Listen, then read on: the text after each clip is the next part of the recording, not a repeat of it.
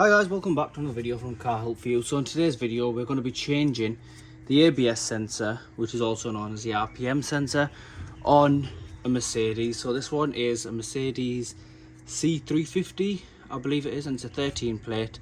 But we're going to be changing it. We're on the floor, as you can see. I'm going to show you how to do it, and we're just going to do it together. So I've already got the wheel off. I've got the wheel locked full towards myself. I do apologise if it looks a bit harder, just because obviously the camera's in the way and the camera makes life a little bit more harder. So the ABS sensor itself is just located down there. Now there are two ways to get it off. We can either take this nut off, let it fall forward and get a socket behind it, or we can just do it the hard way, which is what I'm going to do, and go with the spanner. So what we want to do, once you've got the wheel off, is you want to make sure you can actually get onto that and just crack it loose. So our one, that just turned really easy. So our one's actually already cracked loose. And you just want to go ahead and open it. So it is a similar method for all cars to change the sensors. This is just a Merc that I'm showing you on. And I don't know why they've put it in there. Some cars are easier. Once you find out where the sensor is, on certain cars are easier. Like we've done a Golf a few days ago, and realistically I should have made a video on that one instead of this, because that was a lot more easier, like, to access it. Like this one, as you can see, it's turned out to be a bit of a nightmare. Might have no choice but to open it from where it sits into the shock and, you know, drop it forward. Just want to see if we can avoid doing that.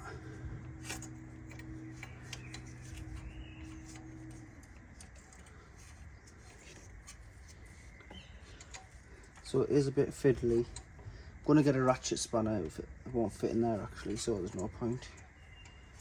So all you've got to do is just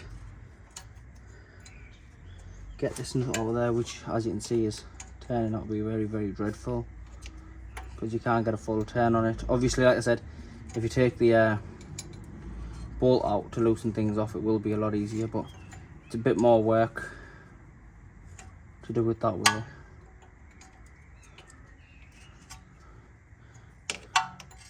And it is going this way now.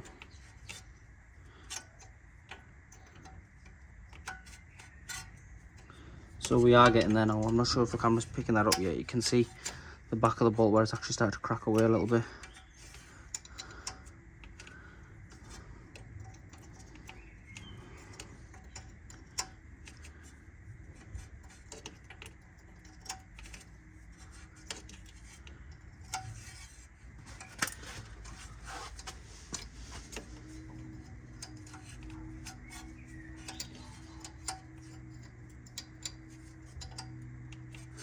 So you can put a bit of grease on if you want, like D40 or something like that, like a lubricant, just to help you loosen things up, but I didn't really need to. And hopefully the rest of it goes as smooth as this, but we are going to do it together, so the video is going to be a bit long, and I do apologise. So if you want, you can go ahead and skip and stuff, and I won't talk throughout it all. I'll just shut a bit of music in, or a bit of sound, so I'm not talking through it all.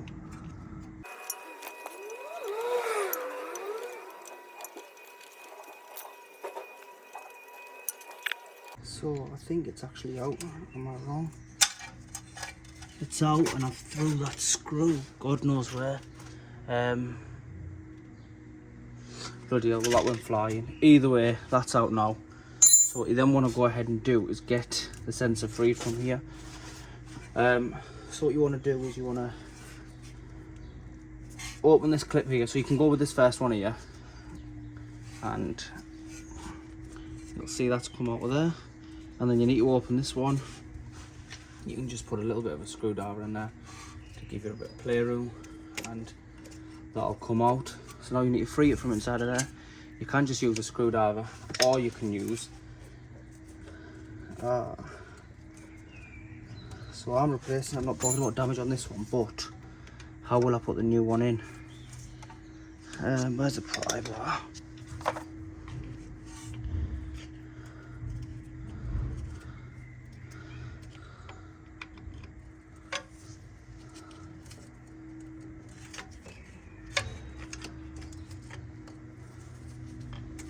So you can,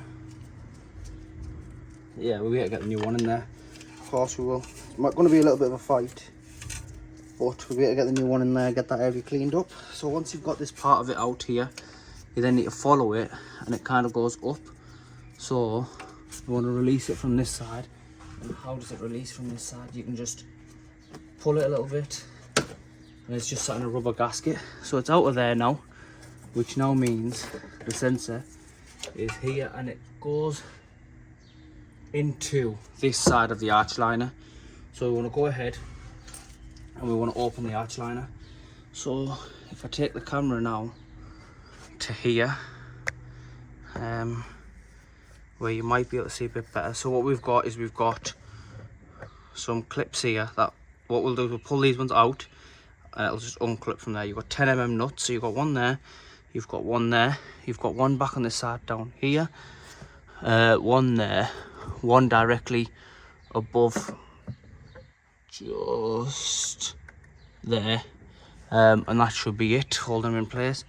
So let's quickly undo them. So I'll undo the bottom ones down here that I said pull. Oops. So if I can just, so we're working on these ones here. I apologise about the camera. I usually do the work and we have someone else doing the camera, but today I'm doing both. And I'm trying to use the tripod. I don't really like it, but it is what it is. So these pull out like this. You can get a special tool to remove these. Be careful if you are resting on the paintwork not to damage it. And it is literally just a matter of trying to play to getting these out. And that's out there. So all it is just that little piece there that comes out. You want to go ahead and put that to the side, and then you can get something small behind this and it'll just pop loose like that, and then you just pull the top part of it out like that. So I'll put them two together, move them over to the side, and then we've got the next one which is just there. And again, if you do have the other tool, so we do have it, just not to hand, which is why I'm using this. You just got to be a bit more extra careful, but you can do it this way if you don't have the other tool.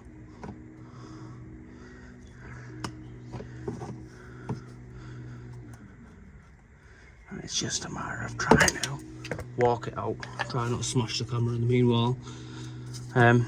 Once that's out there, slide this behind, bit of pressure, pull back, there we are. So that's them two out there, and they are, in my opinion, the worst ones. And now we can go ahead and start removing the arch liner itself. So I'm just going to use a ratchet.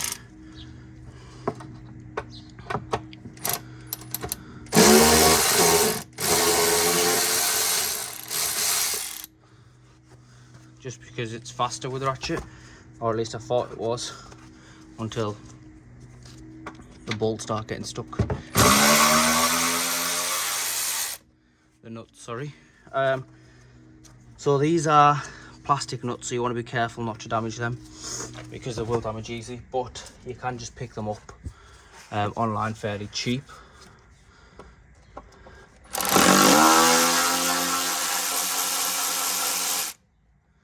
You don't really need to take the entire arch liner off. The only reason I'm doing it is so you guys can get a better view.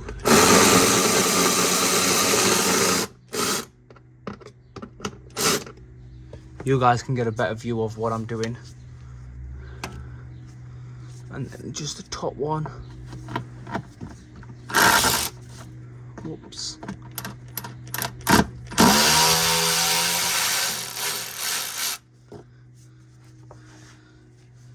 So that's them off.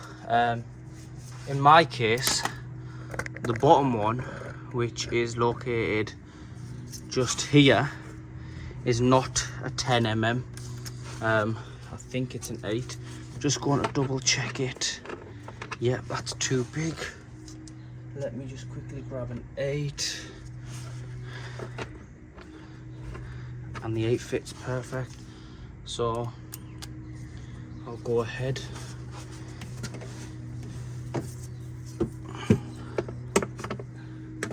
Like I said, it's a bit hard just because the camera's in the way.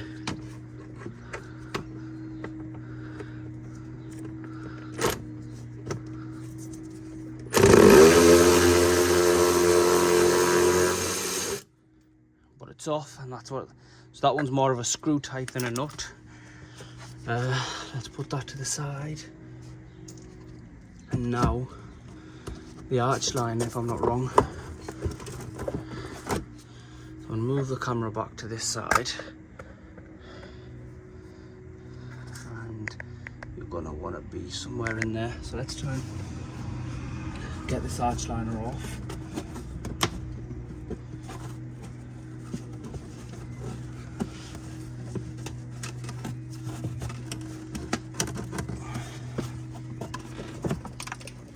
So it is a little bit hard to get off.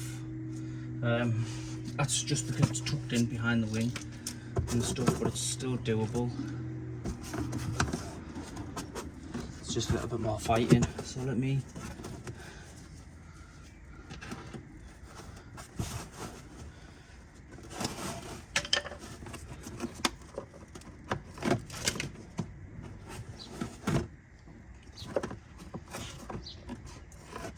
yeah, I'm not missing a screw anywhere, am I? Nope. So it's just literally that I can't lift it up.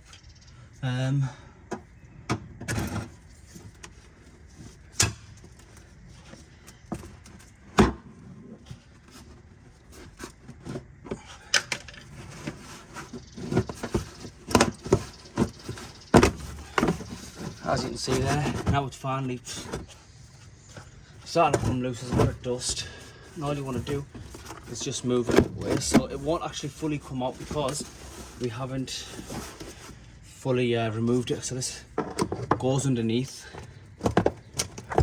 the car. Very dusty, but comes out enough for you to be able to see what needs to be done next. So the camera needs to come back. So as you can see, I've got the arch liner removed. If I put the camera down there,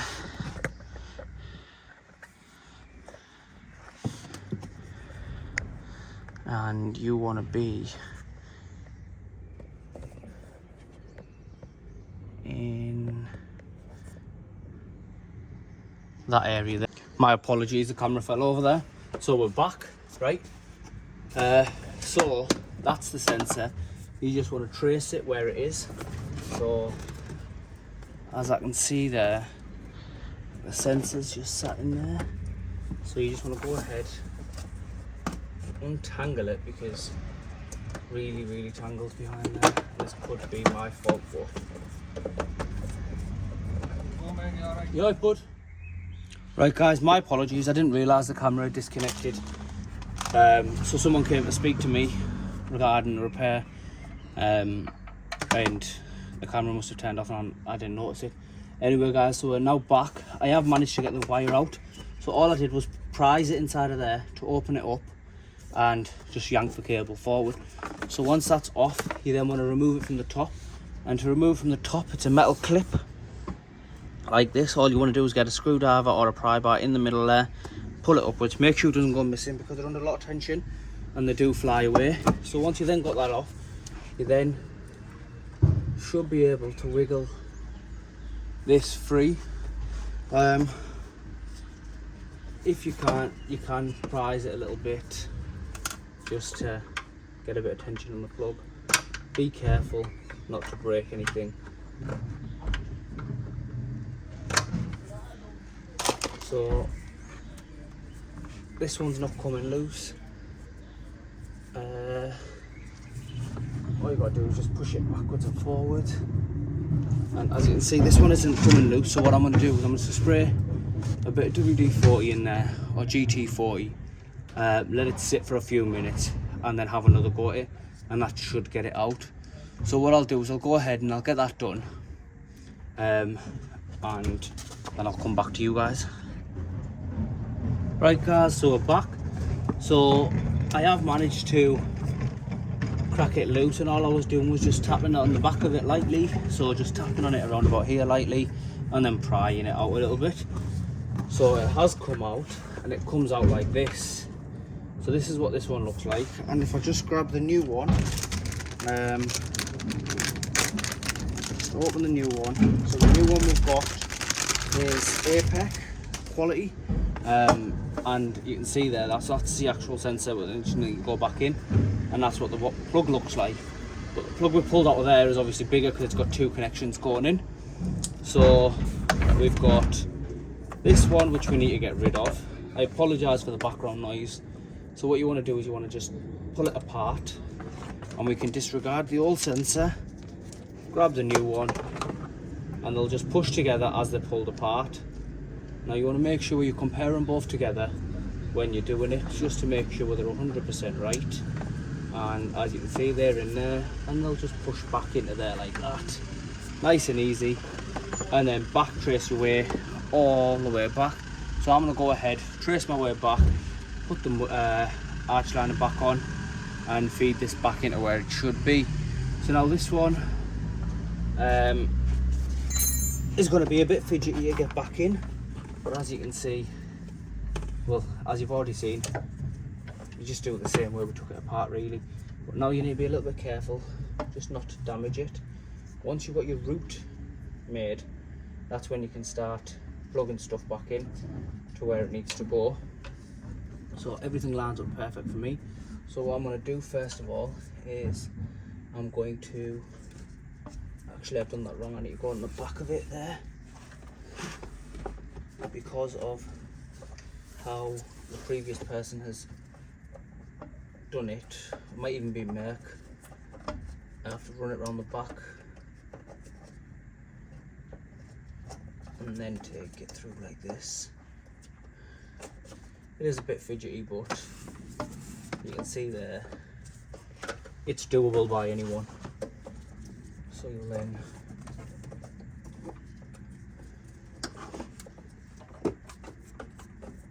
so that's all the way through there. You want to go ahead and get this cable plugged in to the top part here, and to plug it back in all you have to do is just push it into the gap. So that's gone in there, but I'm not happy with how much gone in, so I'm just gonna push it in a little bit with a pry bar, being careful not to damage the cable itself. So you do want to be mega careful not to damage the cable. Obviously it is a pry bar and they are quite strong.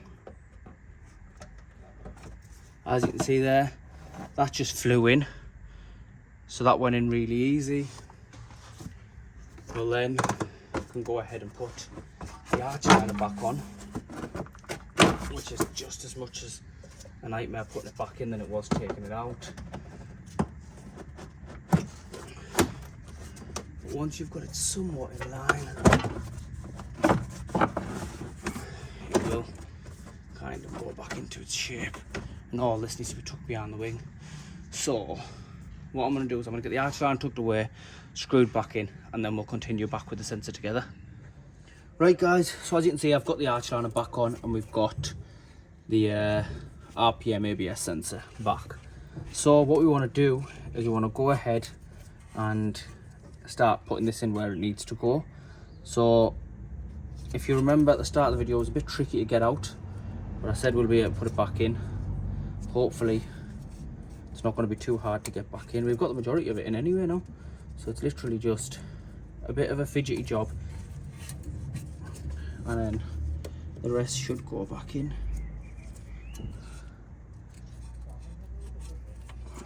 So that's not sat in properly. I don't want to have to take the entire thing apart now. Oh, there we are. So as you've seen there, literally just went in a few seconds. There's not a chance I'm taking that back out to mess with it now, and it just clips back into there like that. So cables I've twisted there, but they don't matter, because realistically at the back this cable should be backwards and that one should be frontwards, so it's already twisted, so we don't need to worry about that. I need to put that in there, and I need to put the screw in somehow. So I've got the screw there, and now this is where it's going to get a bit difficult, just because of where it needs to go. If I can try and get 1 or 2 spins on it, because it's tight and I've got fat sausage fingers, I can't spin it perfectly there, but as long as it doesn't bounce out, I should be able to get just 1 or 2 threads on it. So that's starting to go, yeah, that's got hold of it there, and now it's just tightening it back up the same way we took it out. And I am just wanting to see exactly how much of it we can do by our fingers. With it being where it is, it's a bit hard, but nothing's impossible. As you can see, we've had it in and out there a bit of an awkward way. It is what it is. So we're getting there, and now I'll just have to go the rest of the way because it felt like it was a bit too tight. Rest of the way just with the spanner. What you then want to go ahead and do is clear the fault codes out of the system, and take the car for a test drive just to make sure you have rectified the fault. You can watch it on live data because it will tell you what wheels getting what signal, but I know when we diagnosed this one we knew which fault it was, so it's literally just a matter of closing it back up, clearing the fault, taking it for a test drive, and it should be as good as that. As you can see, we didn't have to separate the knuckle from the shock absorber itself, and we've only, the tools we used were literally a 10mm spanner, a 10mm socket, an 8mm socket, a flathead screwdriver, and a pry bar. I haven't used nothing else, no grease, nothing. Even though I was supposed to grease that socket at the top, I didn't need to. So as you can see there, putting it back together is always easier than taking it apart. It's always the case. There we are, nice and brilliant. So that's all tight. So now all I've got to do is get the wheel back on, take it for a test drive, and we should be good to go. Now guys, I know this is a bit long, but I did want to show you exactly how to do it, rather than cutting corners and not being able to explain it. But guys, please like, share and subscribe. Thank you.